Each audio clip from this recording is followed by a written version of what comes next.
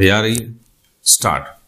लोकसभा चुनाव में चौथे चरण के मतदान के साथ ही 543 उम्मीदवारों में से 379 का भाग्य मतपेटियों में बंद हो गया।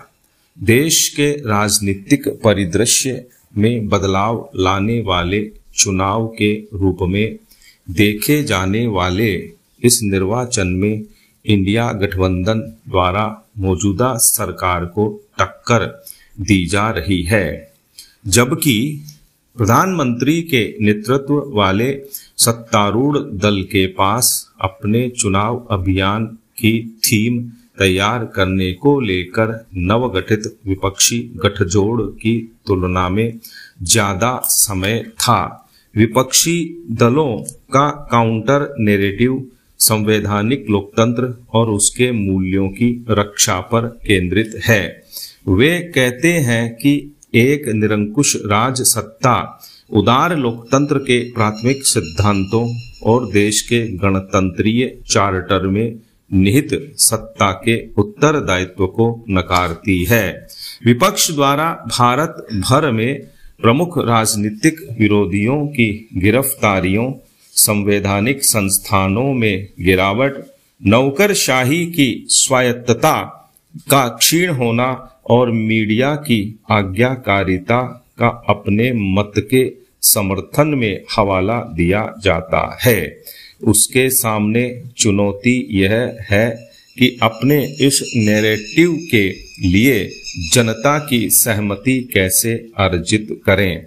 लेकिन दुर्भाग्य से ऐसा लगता है कि दोनों पक्षों के शोर शराबे वाले चुनाव अभियान ने वास्तविक मुद्दों को दबा दिया है। तर्क वितर्क की जगह आक्षेपों और निंदा ने ले ली है। खुद से ऊपर उठ पाने में असमर्थ नेताओं द्वारा संचालित लोकतांत्रिक संवाद की विकृति एक कमजोर लोकतंत्र की पुष्टि करती है। सत्ता की खोज में अपने लक्ष्यों के प्रति बहुत कम सम्मान और राजनीतिक आदर्शवाद के उपहास से लोकतंत्र की आड़ में व्यक्तिगत महत्वाकांक्षाओं की पूर्ति का साधन ही दिखलाई देता है। अगर भाजपा और विपक्षी दल सच में ही इस चुनाव को एक लोकतंत्र का एक महत्वपूर्ण क्षण मानते हैं तो देश का भविष्य निर्धारित करेगा, तो उन्हें मुख्य मुद्दों पर जनता का ध्यान केंद्रित करना चाहिए। पहला, इंडिया गठबंधन में कई स्वर सम्मिलित हैं, लेकिन उसके अभियान की सफलता उसके मंतव्यों की स्पष्टता से ही तय होगी। अपने मुख्य एजेंडे पर ध्यान केंद्रित करने और प्रत्येक मतदाता को उससे अवगत कराने के अलावा वह वैकल्पिक नेतृत्व के महत्वपूर्ण प्रश्न से बच नहीं सकता है। मुख्य विपक्षी दल के रूप में कांग्रेस ने अपने मुख्य प्रचारक राहुल गांधी को औपचारिक रूप से प्रधानमंत्री पद के उम्मीदवार के रूप में पेश नहीं किया है। कांग्रेस की जो भी स्थिति हो, नेतृत्व का प्रश्न उसके चुनाव अभियान के परिणाम के लिए महत्वपूर्ण होगा।